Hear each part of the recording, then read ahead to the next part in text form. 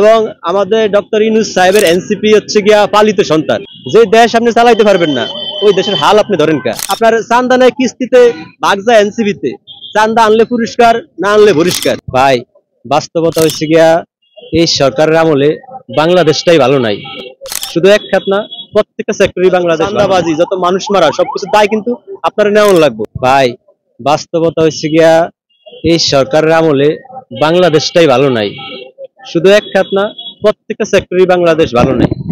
এখন এই বিষয়টা যিনি আমাদের প্রধান শাসক, ওনার হয়তো কান পর্যন্ত যায় না, আর না হয় উনি বুঝা শূন্য এগুলা করেন। আপনার চায়না ভাষায় একটা প্রবাদ আছে, বুঝছেন? অং সুংসাং সুংসা, বাংলা অর্থ হয়েছে যে চুল আপনি কাটতে পারবেন না ওই চুল ধরে আপনি টানাটানি করেন কা। যে দেশ আপনি চালাইতে পারবেন না ওই দেশের হাল আপনি ধরেন কা। এখন আপনি এই দেশের হাল ধরছেন। এখন এই দেশে আপনার শাসনামলে যত বিশৃঙ্খলা, যত চান্দাবাজি, যত মানুষ মারা, সবকিছু দায় কিন্তু আপনারা নেওয়া লাগবে। 16-17 বছরের হাসিনার আমলে যত অপরাধ হয়েছে সবকিছু দায় যদি শেখ হাসিনা নিতে পারে, এই সরকারের আমলে যত অপরাধ সংগঠিত হয়েছে, মব চাচ্ছে, নির্বিচারে পুলিশ হত্যা করছে, যাই কিছু আছে সবকিছু দায় কিন্তু উনি নিতে হইব। আরেকটা কথা হচ্ছে গিয়া এনসিপি এই আমলের সবচেয়ে ব্রিলিয়ান্ট মার্কা দল। এবং আমাদের ডক্টর ইউনূস সাহেবের এনসিপি হচ্ছে গিয়া পালিত সন্তান। ওই ডাক্তার ইউনূসের পালিত সন্তান এনসিপির নেতারা, তারা নাকি চান্দা কি বোঝেই না, আজকে দুনিয়াতে জন্মাইছে, বুঝছেন? আজকে দুনিয়াতে জন্মাইছে গোলাপ ফুলের মতো পবিত্র, অথচ কোটি টাকার নিচে চান্দা নেয়ই না। এখন আমরা তো সাধারণ মানুষ স্পষ্ট কইতে পারি যে আপনার চান্দা নেয় কিস্তিতে, ভাগ যায় এনসিপিতে। চান্দা আনলে পুরস্কার, না আনলে বহিষ্কার। আর এই চান্দাবাজির ভাগ তো আমি মনে করি যে হেডকোয়ার্টার পর্যন্ত যায়। কারণ যারা চান্দাবাজি করে তাদের ছবি আপনার এই দেশের যত বিগেস্ট নেতা আছে সবার সাথে আছে। তার মানে ওগো ছবি লোগো ব্যবহার করেই তো এরা চান্দাবাজি করে। এখন দেন একজন রিস্কাওয়ালার ছেলে কোটি টাকার মালিক হয়ে গেছে। এরকম যদি আনকমন টাকার মালিক হয়ে যায় তো মানুষের চোখে তো অবশ্যই পড়বো। আর শুধু একজন দুইজন না, প্রায় 80% চান্দাবাদের সাথে জড়িত।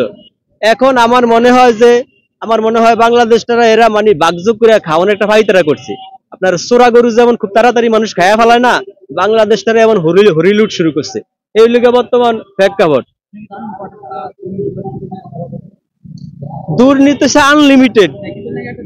হ্যাঁ, ধরা পড়ছে 2.5 কোটি টাকা দুর্নীতির একটা চেক পাইছে, আবার ক্যাশ টাকা 50 লক্ষ টাকা আনতে গেছে, ওই জায়গায় 10 লাখ আনছে, আবার বাকিটা আনতে গেছে না, ধরা খাইছে।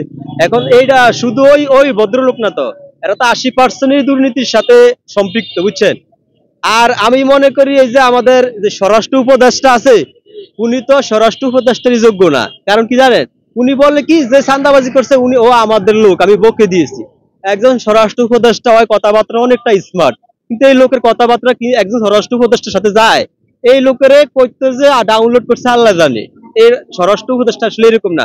বাংলাদেশে 18 কোটি মানুষের জন্য উনি স্বরাষ্ট্র উপদেষ্টা। এন আওয়ামী লীগ থাকবো, বিএনপি থাকবো, সব দল থাকবো, উনি বাংলাদেশের স্বরাষ্ট্রমন্ত্রী, ঠিক আছে?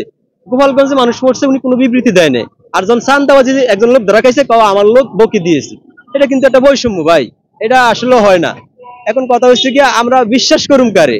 মানে যারই ভালোবাসা দেশ আমরা আত দেই, সেই চাঁদাবাজির সাথে যুক্ত হয়ে যায়।